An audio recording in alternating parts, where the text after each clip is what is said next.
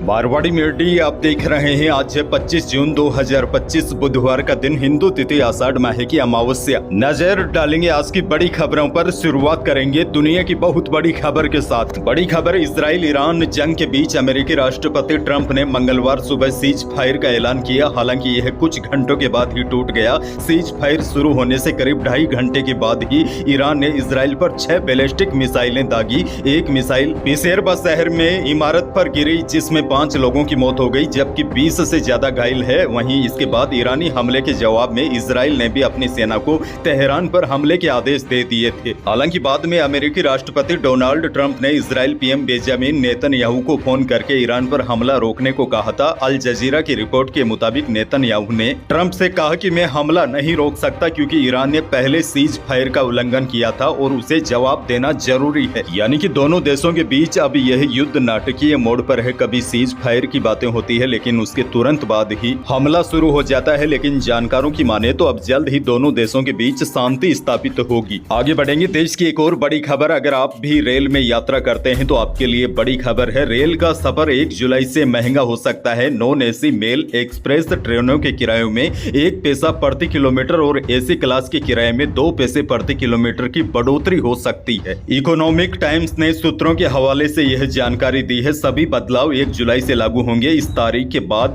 का ticket book करने पर नई दरों से किराया चुकाना होगा।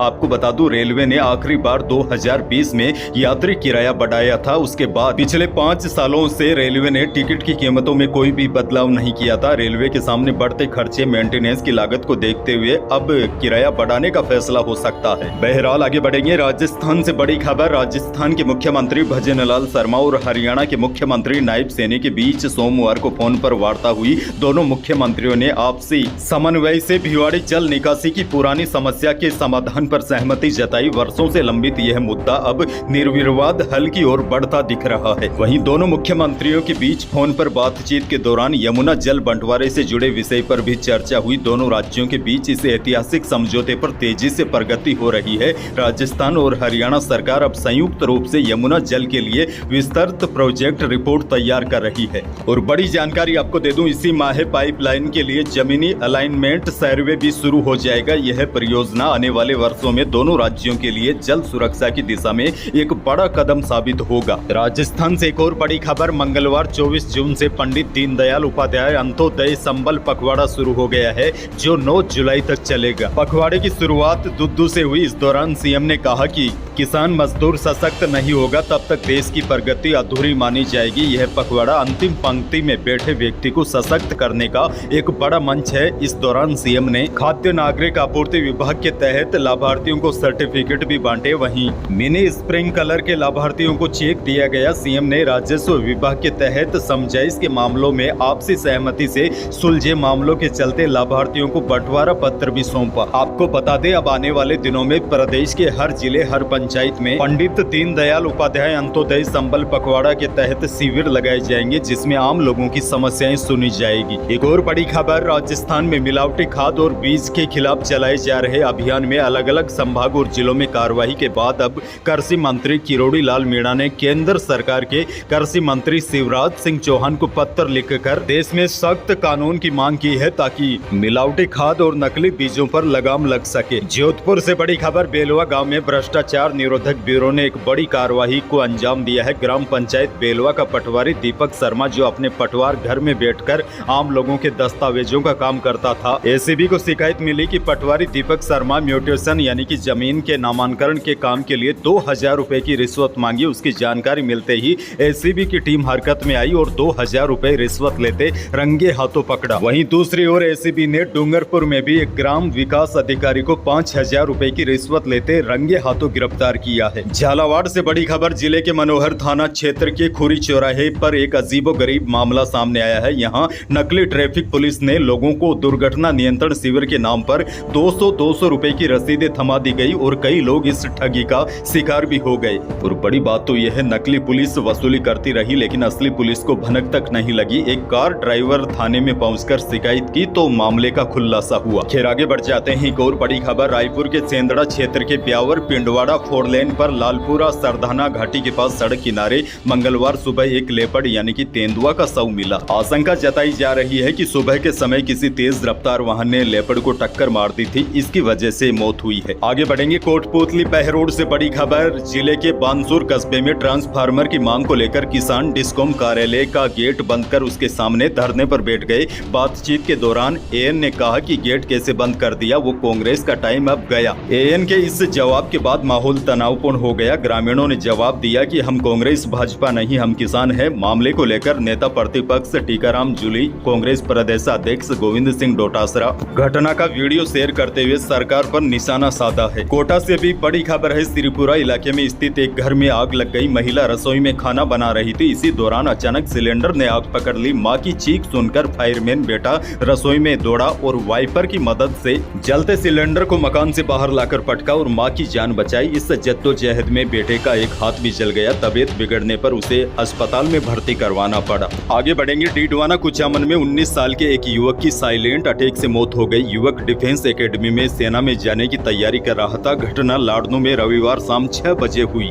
जानकारी के अनुसार चूरू के बिदासर के सड़ू छोटी निवासी राम गोपाल पुत्र राजूराम जाट गुरुकुल डिफेंस एकेडमी में पढ़ रहा था। वह लाड़नू में एकेडमी के ही हॉस्टल में रह रहा था। रविवार को उसका रूटीन एग्जाम भी था। एग्जाम के बाद युवक दोपहर 1:30 बजे अपने रूम में जाकर सो गया, लेकिन वह वापस नहीं उठा। डॉक्टरों ने मौत की वजह साइलेंट अटैक बताई है। अच्छा, बड़ी खबर ये भी देखिए। पिछले दिनों आई तेजी के बाद जयपुर सराफा बाजार में मंगलवार को सोने और चांदी की कीमतों में जबरदस्त गिरावट आई है।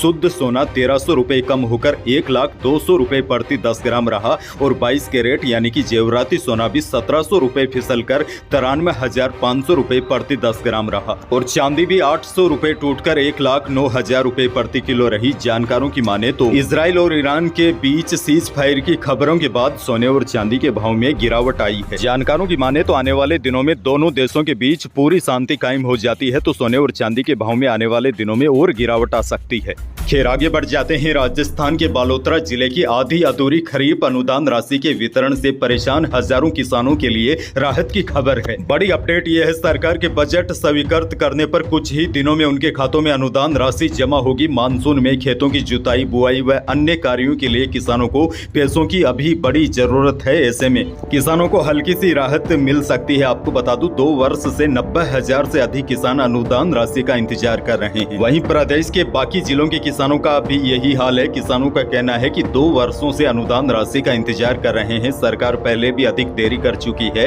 ऐसे में अब सरकार तत्काल किसानों के खातों में राशि जमा करवा दे ताकि परेशान किसानों को कुछ हद तक राहत मिल सके। अच्छा, एक और बड़ी खबर। श्री गंगानगर जिले से बड़ी खबर। परिवार को वारिस देने के चक्कर में एक महिला ने एक के बाद एक 8 बच्चियों को जन्म दे दिया। 9वीं बार जब वह गर्भवती हुई तो उसके गर्भ में जुड़वा शिशु थे, लेकिन प्रसव के दौरान अधिक कमजोरी और अधिक रक्त स्राव के चलते जुड़वा शिशु और महिला की मौत हो गई। यानी कि बेटे के इंतजार में पहले एक के बाद एक 8 बच्चियां हो गई और उसके बाद 9वीं बार भी गर्भवती हुई, लेकिन इस दौरान वह इतनी कमजोर हो चुकी थी कि परिवार को वारिस देने के चक्कर में अपने आप को भी नहीं बचा सकी। आगे बढ़ेंगे। मौसम को लेकर बहुत बड़ी खबर है। प्रदेश के अधिकांश भागों में मानसून एक्टिव है। सिक्कर के नवलगढ़ रोड पर मंगलवार को इतनी बारिश हुई कि सड़कें दरिया बन गई। यहाँ 3 फीट तक सड़कों पर पानी भर गया। बाइक और कारें पानी में डूब गई। हालात ये हो गए कि लोगों को जेसीबी और ट्रैक्टर में बैठाकर सड़कों से निकालना पड़ा। जयपुर में भी मंगलवार को तेज बारिश की वजह से सड़कों पर पानी भर गया। 12 में बाढ़ जैसे हालात हो गए। यहाँ दर्जनों गाँव का संपर्क कट गया। कई इलाके टापू बन गए। बरनी नदी पर बना पुल ढहने से नाहरगढ़ भंवरगढ़ मार्ग पूरी तरीके से बंद हो गया। पार्वती नदी भी उफान पर है। यहाँ 3 दिनों से रुक रुक कर बारिश का दौर जारी है। कोटा, भीलवाड़ा, बांसवाड़ा में भी मंगलवार को बारिश हुई। पिछले 24 घंटों के दौरान जोधपुर, अजमेर, नागौर, डूंगरपुर समेत कई जिलों में अच्छी बारिश हुई। नागौर के डीडवाना में 44 mm और टोंक के निवाई में 36 mm बारिश दर्ज हुई। और यह देखिए, आज 25 जून को भी मौसम विभाग ने प्रदेश के अधिकांश भागों में बारिश की संभावना जताई है। हालांकि जैसलमेर, बाड़मेर, जोधपुर यहाँ पर फिलहाल बारिश में कमी रहेगी। हालांकि फिलहाल राजस्थान के ऊपर मानसून एक्टिव है। ऐसे में ज्यादातर जिलों में बारिश की संभावना है। तो यही थी प्रदेश, देश और विदेश की कुछ बड़ी और महत्वपूर्ण खबरें। वीडियो को लाइक करना बिल्कुल न भूलिए और चैनल पर नए हैं तो सब्सक्राइब जरूर कीजिए ताकि आप अपडेट रहे बड़ी और काम की खबरों से। धन्यवाद।